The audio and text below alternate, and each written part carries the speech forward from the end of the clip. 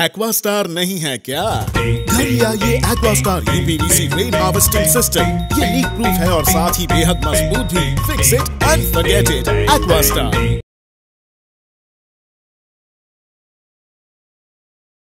एएनडीसी Andaman Nicobar Democratic Congress के अध्यक्ष श्री परितोष कुमार हल्दार ने हाल ही में कृषि क्षेत्र में उर्वरक की कमी के महत्वपूर्ण मुद्दे को संबोधित किया।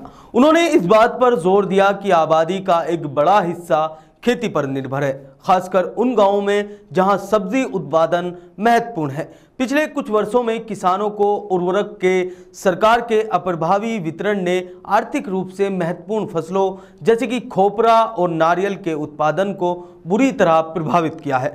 श्री हल्दार ने अपर्याप्त स्थानीय उत्पादन के कारण द्वीपों में सब्जी के आयात की चिंताजनक प्रवृत्ति पर प्रकाश डाला। उन्होंने इस मुद्दे को कृषि विभाग द्वारा पर्याप्त उर्वरक और खाद उपलब्ध कराने में विफलता के लिए जिम्मेदार ठहराया। बार बार पूछताछ और पत्र लिखने सहित प्रयासों के बावजूद अधिकारियों की प्रतिक्रिया अपर्याप्त रही है। जबकि सूखे पत्तों से खाद बनाने का सुझाव दिया गया था, यह कई किसानों के लिए अव्यावहारिक है। द्वीपों पर गायों की कमी के कारण खाद के रूप में गाय के गोबर का वैकल्पिक उपयोग भी सीमित है, जो उचित कीमतों पर इष्टतम सब्जी उत्पादन सुनिश्चित करने के लिए उर्वरकों की आवश्यकता को और अधिक रेखांकित करता है। श्री हल्दार ने मुख्य भूमि और द्वीपों पर उर्वरकों की उपलब्धता के बीच असमानता की ओर भी ध्यान दिलाया है। उन्होंने किसानों को समर्थन देने के महत्व पर जोर दिया, जो अपनी आजीविका के लिए पूरी तरह से कृषि पर निर्भर है। सभी को नमस्कार। हम लोगों के साथ में भी परितोष कुमार हल्दार सर है, जो प्रेसिडेंट है एएनडीसी पार्टी का, और ये बार का इलेक्शन में भी उनका बहुत अच्छा वोटिंग उनको मिला। थर्ड लार्जेस्ट वोटिंग गैदरिंग उनको ही पार्टी का तरफ से मिला। तो सर रिसेंटली सर एक मुद्दा में एक सर आवाज़ भी उठाए थे, फर्टिलाइज़र एग्रीकल्चर डिपार्टमेंट में एग्रीकल्चर फील्ड जो करते हैं उनको मिलता नहीं है सही टाइम समय से।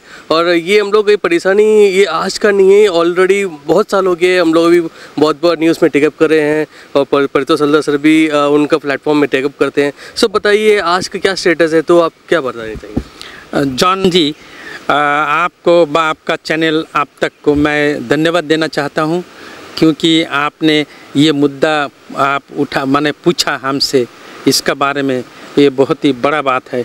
क्योंकि अंडमान निकोबार आइलैंड का जो मैक्सिमम तो एरिया गांव वाला है, गांव में रहता है लोग और खेतीबाड़ी करते हैं, प्लांटेशन आपका जो कि वेजिटेबल प्रोडक्शन के ऊपर इन लोग डिपेंड करते हैं। हम लोग देखा कि अंडमान निकोबार आइलैंड में बहुत साल से हुआ, कई साल से हुआ कि फर्टिलाइज़र यहाँ में मुहैया नहीं करा था एग्रीकल्चर डिपार्टमेंट। तो उसमें देखा गया कि जहाँ तक आपका जो वेजिटेबल प्रोडक्शन है उसमें भी बहुत बड़ा असर हुआ। दूसरा बात है जो कि इकोनॉमिक प्लांटेशन है, जैसा सुपारी, नारियल, बाकी जो प्लांटेशन है उसमें भी प्रोडक्शन में बहुत असर हुआ। आपने देखा कि मेनलैंड से सब्जियां भी प्लेन में आना शुरू कर दिया, क्योंकि यहाँ में एग्रीकल्चर का प्रोडक्शन बहुत कम है, वेजिटेबल प्रोडक्शन बहुत कम है। इसका पीछे एक ही कारण है कि यहाँ में जो कि खाद, जो कि फर्टिलाइज़र मुहैया नहीं कराता एग्रीकल्चर डिपार्टमेंट बहुत साल से। उन्होंने कहा कि प्रतिबंधों में वृद्धि से अवसर भ्रष्टाचार बढ़ता है। 800 से 900 के बीच की कीमत वाली खाद की बोरियां 5000 से 6000 की अत्यधिक दरों पर बेची जाती है, जिससे किसान उन्हें खरीद नहीं पाते। श्री हल्दार ने घरेलू उत्पादित खाद पर विशेषज्ञों की सिफारिश की गहन समीक्षा करने का आह्वान किया है, जो काफी हद तक अप्रभावी साबित हुई है। कृषि विभाग से उनका प्राथमिक अनुरोध सब्सिडी दरों पर खाद और उर्वरकों उपलब्ध कराना था, एक ऐसा कदम जिससे किसानों को काफी लाभ होगा, खासकर उन किसानों को जिनके पास सीमित वित्तीय संसाधन है। अंडमान से जुड़ी सभी छोटी बड़ी खबरें देखने के लिए हमारे अपने न्यूज आज तक यूट्यूब चैनल को सब्सक्राइब करें और बेल आइकॉन प्रेस करना ना भूलें। हमारा अपना न्यूज आज तक, अब सच देखेगा अंडमान।